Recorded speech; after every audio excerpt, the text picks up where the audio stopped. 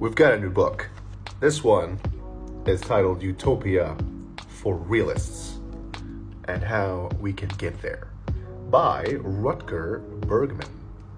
I have no idea what to expect from this book, but I'm excited. It's always nice to try new things. Chapter 1, The Return of Utopia. Let's start with a little history lesson. In the past, everything was worse. For roughly 99% of the world's history, 99% of humanity was poor, hungry, dirty, afraid, stupid, sick, and ugly. As recently as the 17th century, the French philosopher Blaise Pascal described life as one giant vale of tears. Humanity is great, he wrote, because it knows itself to be wretched. In Britain, fellow philosopher Thomas Hobbes concurred that human life was basically solitary, poor, nasty, brutish, and short. Thankfully, who would want to live long in that kind of conditions? But in the last 200 years, all of that has changed. In just a fraction of the time that our species has clocked on this planet, billions of us are suddenly rich, well-nourished, clean, safe, smart, healthy, and occasionally even beautiful.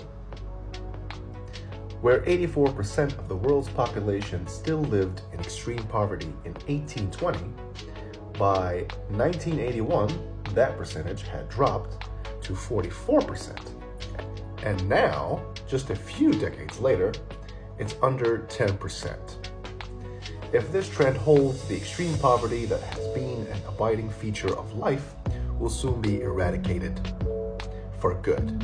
Even those we still call poor will enjoy an abundance unprecedented in world history.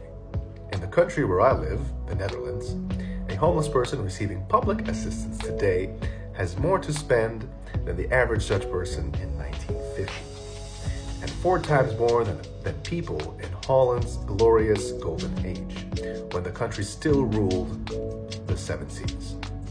For centuries, time all but stood still.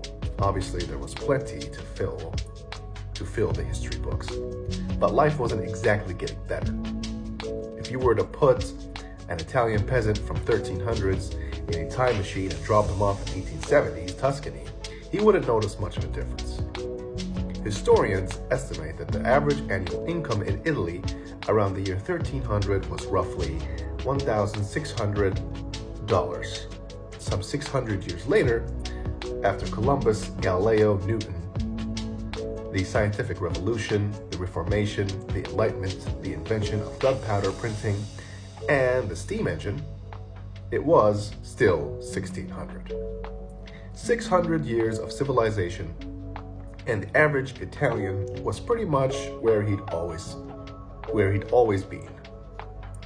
It was not until about 1880, right around the time Alexander Graham Bell invented the telephone, Thomas Edison patented the light bulb, Carl Benz was tinkering with his first car, and Josephine Cochrane was ruminating on what may just be the most brilliant idea ever: the dishwasher.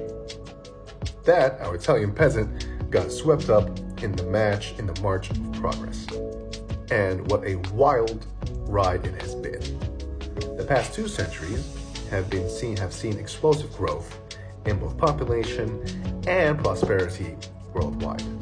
Per capita income in a new 10 times what it was in 1850. The average Italian is 15 times as wealthy as in 1880. And the global economy? It is now 250 times what it was before the Industrial Revolution, when nearly everyone, everywhere, was still poor, hungry, dirty, afraid, stupid, sick, and ugly.